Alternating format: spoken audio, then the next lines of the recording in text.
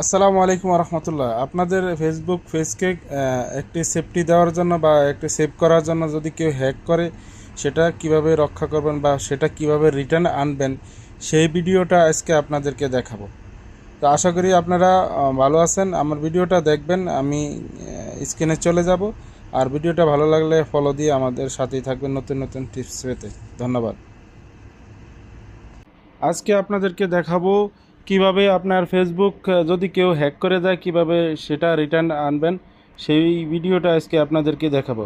প্রথমে ফেসবুকে অ্যাপসে ঢুকবেন। ঢোকার পরে আপনার সেটিংয়ে যাবেন, থ্রি ডটে যাবেন। সেদিকে যাওয়ার পরে সেটিংয়ে যাবেন। এই যে সেটিং উপরেরটাই, এই সেটিং গেলেন।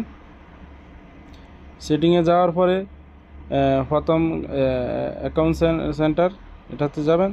এটাতে যাওয়ার পরে এইখানে যে পাসওয়ার্ড অ্যান্ড সিকিউরিটি, এটার ভিতরে যাবেন। এটার ভিতরে এই যে নতুন একটা আপডেট ভেরিফিকেশন সেলফি, এই সেলফি এটার ভিতরে দিবেন। এটার ভিতরে দেওয়ার পরে এই যে এখানে এটা আসে, এটা আসার পরে তারপরে এখানে নেক্সটে দিবেন। আপনাদের অনেকের ইমেলে একটা মেসেজ যাবে। ইমেল থেকে আপনার সেই মেসেজটা এনে এখানে প্রেস করবেন। তো আমি সেটা আগে করছি, এখন আর এটা চাচ্ছে না।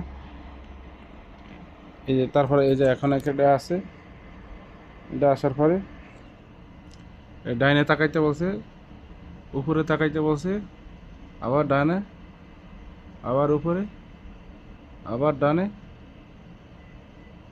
হয়ে গেছে।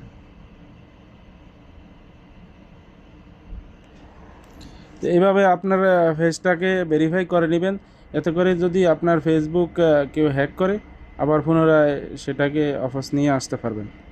তো ভিডিওটা ভালো লাগলে অবশ্যই লাইক কমেন্ট শেয়ার করবেন। এই যে এখানে ভেরিফিকেশন সেলফি সেভ সাকসেসফুল হয়ে গেছে। তো টেনশনের কিছু নেই, আর কেউ আপনার আইডিটাকে হ্যাক করতে পারবে না। তো ওকে, আমার এই ফেসবুকটাকে পেজটাকে ফলো করবেন। ধন্যবাদ।